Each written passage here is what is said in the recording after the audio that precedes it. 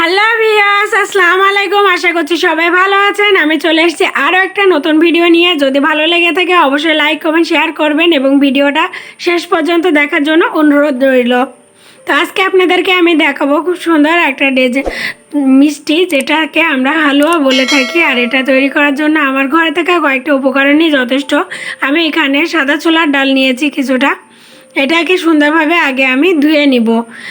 আর সুন্দরভাবে যত সুন্দর করে ধোয়া হবে তত এর ভিতর থেকে ময়লাটা বেরিয়ে যাবে। এবং এটাকে আমি 5 থেকে 6 ঘন্টার জন্য ভিজিয়ে রেখেছিলাম যাতে ফুলে ফেঁপে যায় এবং দ্রুত সিদ্ধ করা যায়। এখন আমি এর ভিতর থেকে পানিটা ছড়িয়ে সুন্দর করে একটা প্যানে রেখে লো মিডিয়াম আঁচে এর ভিতরে কিছুটা দারচিনি, এলাচ এবং পরিমাণ মতো পানি আর এক্সট্রা লবণ দিয়ে সুন্দর করে সিদ্ধ করে নিব। আমি যদি এখানে লবণটা ব্যবহার করি তাহলে আর ভাজার সময় আমার এক্সট্রা লবণ ব্যবহার করা লাগবে না। এখন আমি এটাকে সুন্দর করে সিদ্ধ করে নেব। আপনারা চাইলে এটা প্রেসার কুকারে সিদ্ধ করে নিতে পারেন। আর ভিডিওটা কে কোথা থেকে দেখছেন অবশ্যই জানাবেন। ভালো লাগলে লাইক কমেন্ট শেয়ার এবং সাবস্ক্রাইব করবেন। আমি সুন্দরভাবে সিদ্ধ করে নিয়েছি। দেখেন, এমনভাবে সিদ্ধ করতে হবে যেন হাতে দিলে মেল্ট হয়ে যায়। আর এতে যে এক্সট্রা পানি থাকবে এটা আমরা ফেলে দেবো না, ফেলে দিলে স্বাদটা নষ্ট হয়ে যাবে। এটাকে আমি সুন্দরভাবে নেড়ে নেড়ে একেবারে মেল্ট করে নিব। আর এত সুন্দর করে মেল্ট করে নিতে হবে যাতে একটু ঝোল থাকা অবস্থায় এটাকে চুলা থেকে নামিয়ে ঠান্ডা করতে হবে, তাহলে এটা এঁটে যাবে যখন এটা শুকিয়ে আসবে।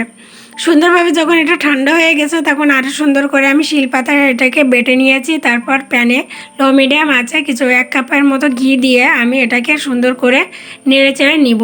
সুন্দর করে এটাকে নেড়েচেড়ে নেওয়ার পরে আমি এখানে 1.5 কাপের মতো চিনি ব্যবহার করছি, কিন্তু সেটাকে একবারে দিয়ে নয়, 2 ভাবে দিচ্ছি। কিছুটা চিনি প্রথমে দেওয়ার পরে আমি সুন্দর করে এটাকে নাড়িয়ে চাড়িয়ে এর সাথে মেল করে নিব। চিনিটা দেওয়ার পরে মিশ্রণটা পাতলা হয়ে আসবে এবং এই অনবরত নেড়ে আমি এটাকে আটিয়ে নেওয়ার চেষ্টা করব এবং পরবর্তীতে আরও কিছুটা চিনি আমি এখানে ব্যবহার করব। আপনারা যেমন মিষ্টি পছন্দ করেন তেমনভাবে আপনারা মিষ্টি এখানে দিতে পারেন। আমি সুন্দরভাবে এটাকে নেড়ে চেড়ে নিয়েছি যেন তলায় না লেগে যায়। আর এ পর্যায়ে আপনাকে কখনোই নাড়া বন্ধ রাখলে হবে না, কারণ তলায় লেগে যাবে। তারপরে আমি এখানে 1 কাপের মতো নিয়েছি গুঁড়া দুধ। তারপরে আমি আরও সুন্দরভাবে এটাকে নাড়িয়ে চাড়িয়ে নিব। এ পর্যায়ে আপনারা বাদাম কুচি চাইলেও ব্যবহার করতে পারেন। তারপরে আমি সুন্দরভাবে নাড়িয়ে নাড়িয়ে একেবারে শুকিয়ে নেব। যতটা শুকিয়ে নিতে হবে দেখেন যেন প্যানের গায়ে লেগে না যায়, ঠিক এভাবে আপনাকে সুন্দর করে শুকিয়ে নিতে হবে। তারপর এটা ঠান্ডা হওয়ার আগেই একটা পাত্রে সুন্দর করে ঢেলে সেট করে নিতে হবে, কারণ একেবারে ঠান্ডা হয়ে গেলে এটা আরও টাইট হয়ে যাবে, তখন আপনার সেট করা সুন্দরভাবে হবে না। সুন্দর করে আমি এভাবে সেট করে নিয়েছি এবং গরম থাকা অবস্থায় আপনি এখানে যে কোনো ধরনের ডেকোরেশনের জন্য ব্যবহার করতে পারেন, যে কোনো ধরনের জিনিস। আমি এখানে বাদাম কুচি ব্যবহার করছি, আপনারা চাইলে কিশমিশটাও ব্যবহার করতে পারেন এবং কেউ আইসিং সুগারও এখানে ব্যবহার করতে পারেন, সেটা আপনাদের ইচ্ছা অনুযায়ী। তো আমি স্প্যাচুলার সাহায্যে সুন্দর করে বাদামগুলো এর সাথে একেবারে লাগিয়ে দিচ্ছি। তারপর এটাকে আমি 2 থেকে 3 ঘন্টা ফ্রিজে রেখে ঠান্ডা করে নিয়ে সার্ভ করে আপনাদেরকে দেখাবো। মিষ্টি জিনিসটাই ফ্রিজে রাখলে আরও বেশি মজা লাগে, তো আপনারাও ফ্রিজে রেখে বা ঠান্ডা করে এভাবে খেতে পারেন। তো দেখেন কতটা সুন্দর হয়েছে। আর এটা কিন্তু খুবই মজাদার একটা রেসিপি। আমাদের অনেক প্রাচীন কাল থেকেই হালুয়ার এই রেসিপিটা চলে আসছে।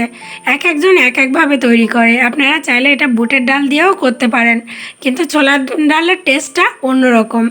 একবার ট্রাই করে বাসায় দেখতে পারেন। ভিডিওটা ভালো লাগলে অবশ্যই একটা লাইক কমেন্ট শেয়ার করবেন। আপনাদের একটু অনুপ্রেরণা আমাদেরকে অনেক বেশি আশা যোগায়। দেখেন কতটা সুন্দর হয়েছে, একেবারে ঠিক বাজারে আমরা যেরকম কিনি নেশাস্তার হালুয়া তেমনটাই হয়েছে। আর এটা কিন্তু খুবই মজাদার, বড়োরা থেকে বাচ্চারা খুবই পছন্দ করে এটা। আর যারা মিষ্টি পাগল তাদের তো কোনো কথাই নেই।